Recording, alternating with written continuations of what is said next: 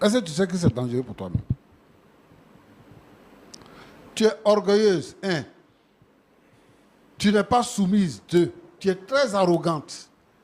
Et tu mens en plus. Parce que tu te dis pasteur. Vraiment, si tu es pasteur, c'est que tu n'es pas pasteur de Jésus-Christ. C'est ça. Tu es pasteur ailleurs. Tu n'es pas pasteur de Jésus-Christ. Une femme qui va se présenter, qui va prendre l'autorité, ce n'est pas une femme. C'est que, où tu es pasteur là, ton Dieu à qui tu parles là, tu es reine là-bas. Et ce n'est pas le même Dieu compris. Roland, pasteur, aujourd'hui là, quelqu'un peut se lever dans un poulailler pour dire qu'il est pasteur. Et on prend quoi pour tester? Des mystiques peuvent se lever pour dire qu'ils sont pasteurs. Et le but qu'eux ils visent là, parce qu'on entend des choses, hein, le but qu'ils visent, en fait, c'est de mettre les vrais pasteurs en minorité et de froisser la foi, la véritable foi des chrétiens, de la froisser. Des hommes vulgaires, des hommes mal polis, qui se lèvent, qui font des déclarations pour dire des choses qui ne sont pas vraies. Et c'est sur ces personnes-là que les regards vont. Et c'est eux qu'on écoute parce qu'ils sont sur les réseaux sociaux. Et ils salissent le nom des pasteurs. Son mari l'a dit tout à l'heure. C'est pour ça que même la Bible ne veut pas que la femme prenne la parole devant les hommes. Parce que l'autorité, c'est l'homme, ce n'est pas la femme. C'est une affaire d'autorité. Maintenant qu'elle dit qu'elle se dit pasteur, elle dit elle est l'autorité supérieure, suprême. C'est le terme qu'elle a utilisé.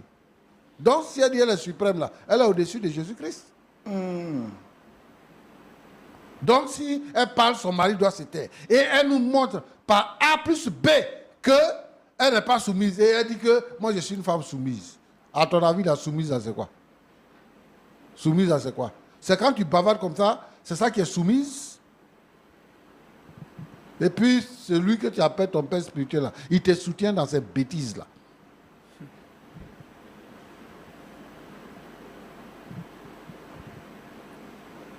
Moi, je veux que vraiment les frères, les gens ouvrent les yeux.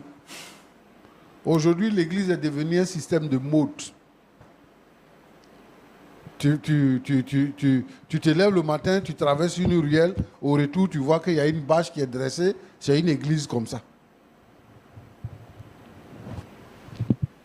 Et la foi véritable n'est pas vécue.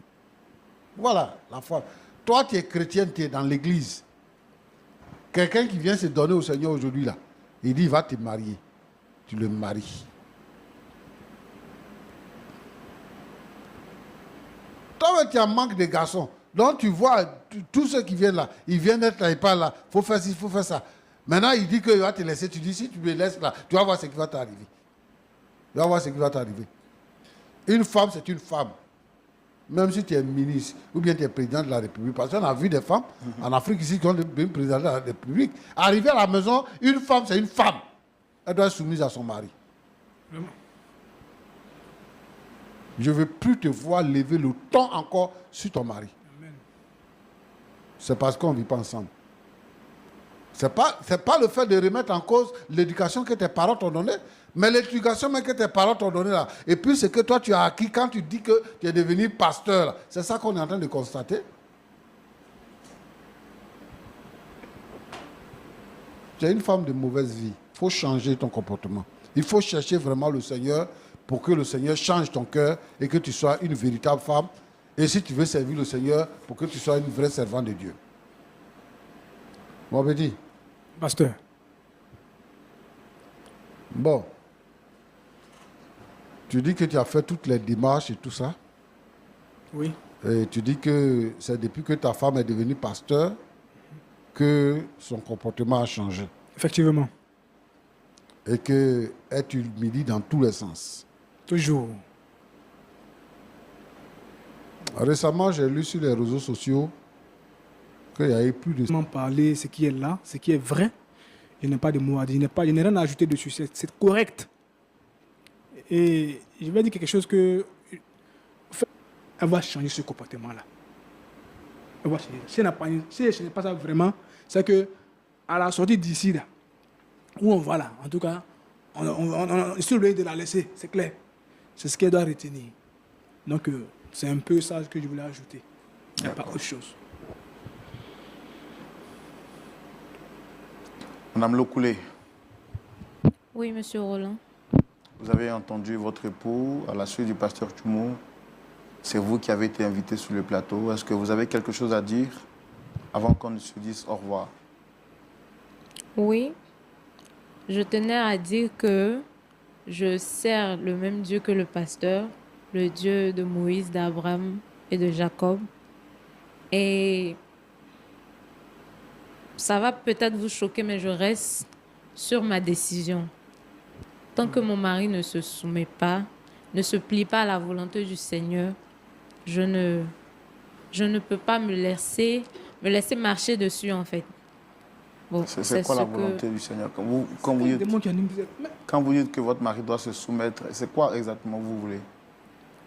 Il doit me laisser servir le Seigneur comme je le veux et comme je le peux. Mais s'il voulait s'opposer à servir Dieu, est-ce qu'il aurait investi tant d'argent pour vous bâtir un temple que vous avez aujourd'hui? Tout ce que votre mari vous reproche, c'est que vous ne lui donnez pas la place et le respect qu'il mérite. Je peux dire actuellement qu'on évolue par réciprocité. S'il me respecte, je le respecte. Il se soumet à mes règles, à mes décisions. Mais attendez, vous portez le nom de qui? C'est quoi votre nom? Madame Lokoulé. Non, il faut dire Madame Brahima. Ce n'est pas Lokoulé qui va dire. C'est mon nom que tu portes. Monsieur, je porte le nom de Madame Lokoulé. Mais vous, les femmes de mer, il y a quoi dans vos cerveaux, quoi, je ne sais pas quoi.